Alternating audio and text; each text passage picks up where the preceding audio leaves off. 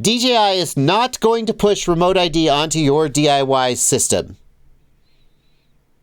Where should we start?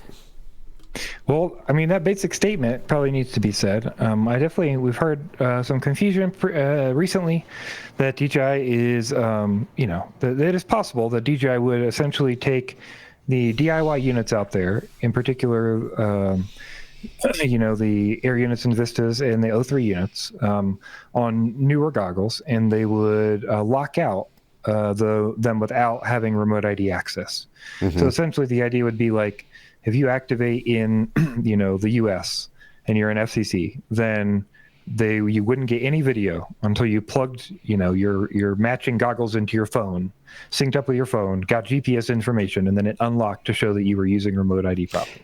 That's the idea that I've been hearing. And this isn't just a DJI issue. It has come to a head recently because the O3 Air unit released.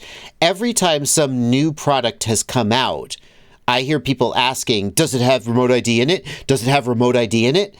And I just wanted to get on this rant with you because there are so many reasons, both technical and regulatory, why none of this stuff has remote ID in it. And before the end of the rant, I'm going to say, if it did have remote ID in it, that could even be a good thing.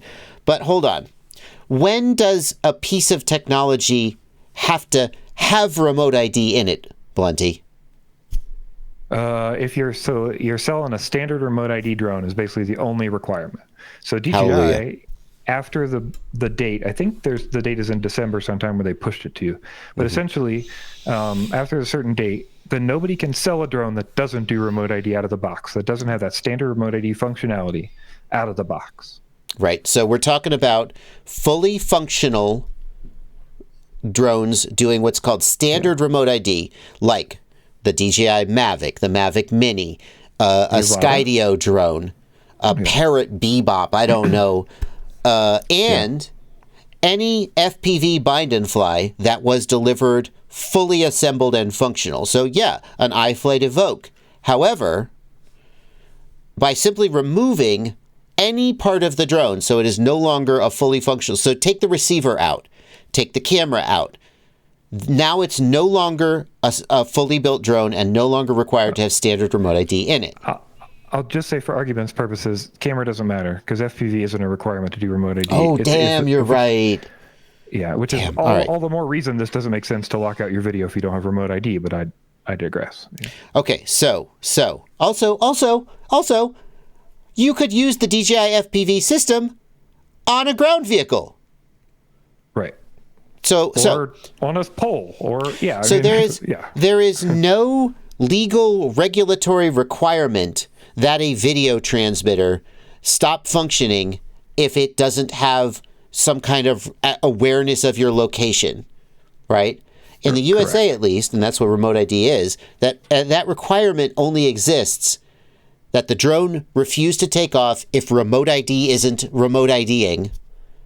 That only exists for fully built drones, not for anything that you build yourself. And since the O3 Air unit is sold separately from a self-built drone, there is no reason why it would have remote ID in it. Also, it doesn't have a GPS receiver. But you have to plug your goggles into your phone, and your phone has GPS. That doesn't give the system the knowledge of the location of your aircraft, which is what remote ID has to broadcast. So all the people who are asking this question, they don't understand the technical requirements of remote ID. They just think, remote ID, I'm afraid. And I understand that, but I think we want to set it straight. I don't think there's any reason to be concerned that DJI would lock this up.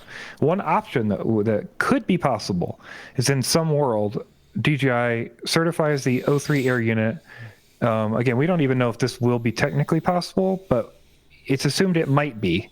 If they could pull MSP, use MSP for GPS, right? Mm-hmm. That would mean you need a supporting system. We've heard about ArduPilot is going to have basically a secure side that it can send data from. So it's possible that would be considered tamper evident. Anyway, basically, in some world, it is possible the O3 Air unit could be certified as a remote ID module, right? Mm-hmm. But that would mean that it would basically be an option for you to use it as a module. It wouldn't be a requirement. It wouldn't be like every single every single air unit gets updated and does not show video until you do this thing. That it's not only not logical, but it just doesn't it's not feasible. It's not like a thing they would do, right? And my argument would be that if you are a person who wants to comply with remote ID, which many people aren't, and I sort of respect that, but set it aside.